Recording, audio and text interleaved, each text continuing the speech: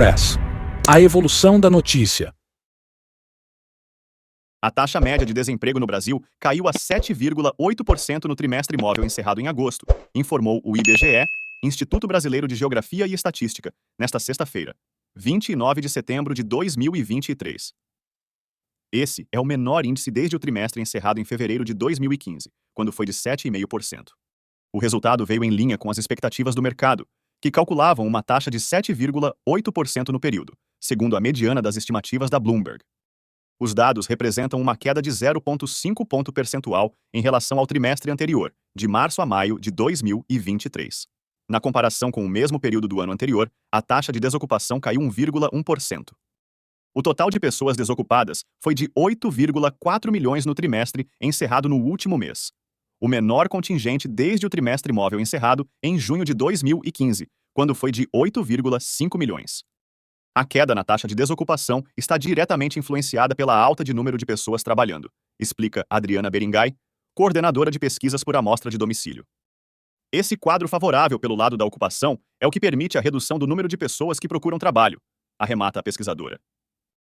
A população ocupada chegou a 99,7 milhões, um crescimento de 1,3%, ou 1,3 milhão de pessoas, na comparação com o trimestre encerrado em maio de 2023. Também indica um aumento de 0,6%, mais 646 mil pessoas, na comparação contra o mesmo TRI de 2022. Com isso, o nível da ocupação, percentual de pessoas ocupadas na população em idade de trabalhar, foi estimado em 57%. Entenda o perfil dos empregados. O levantamento também revelou que o número de empregados com carteira de trabalho assinada no setor privado foi de 37,24 milhões, uma alta de 1,1% na comparação com o trimestre anterior, e de 3,5% na comparação anual, mais 1,3 milhões de pessoas.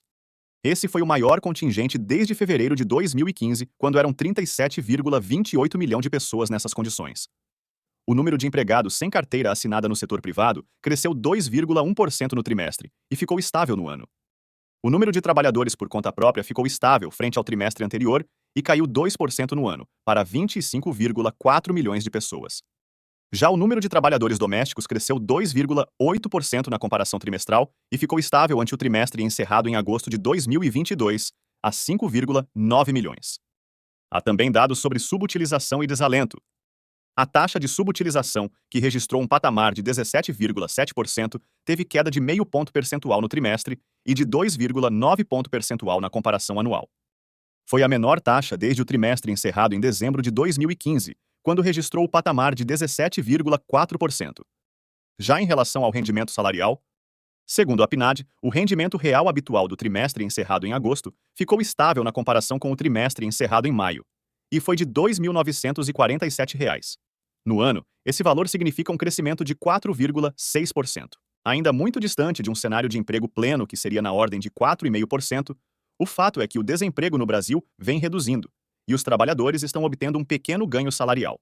Falta ao governo avançar nas reformas junto ao Congresso Nacional para gerar a segurança jurídica necessária para que novos investimentos impactem na geração robusta de novos empregos.